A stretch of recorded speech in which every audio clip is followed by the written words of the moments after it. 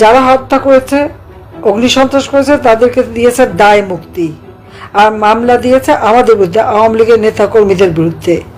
কাজে এই জিনিসটাই তাদের খুঁজে বের করতে হবে, দায় মুক্তি কেন দিল, কি কারণে।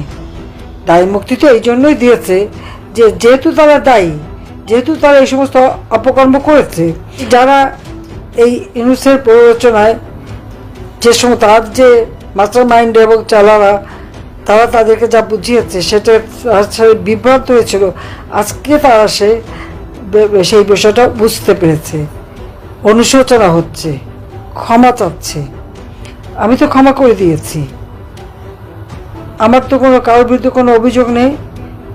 কিন্তু আজকে আমরা আমাদের আওয়ামী লীগের অগণিত নেতাকর্মী, মুক্তিযোদ্ধা, তাদেরকে অপমান করা, তাদেরকে হয়রানি করা, মিথ্যা মামলা দেওয়া, এবং আমাদের তো ঘর বাড়ি কিছু নেই। আমার তো ঢাকা শহরে কোনো বাড়িঘরই নেই। জয়পুতুলের বাবার বাড়ি সুধা সদন, সেটাকে আগুন দিয়ে পুড়িয়েছে, লুটপাট করেছে, কিচ্ছু নেই আমাদের, সব লুট করে নিয়ে গেছে, এক কাপড়ে বের হয়ে আসতে হয়েছে।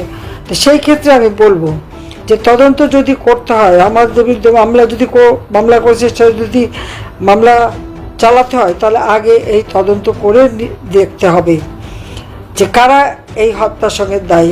আমি এটা চাই, কারণ হত্যা করা আমাদের কাজ ছিল না।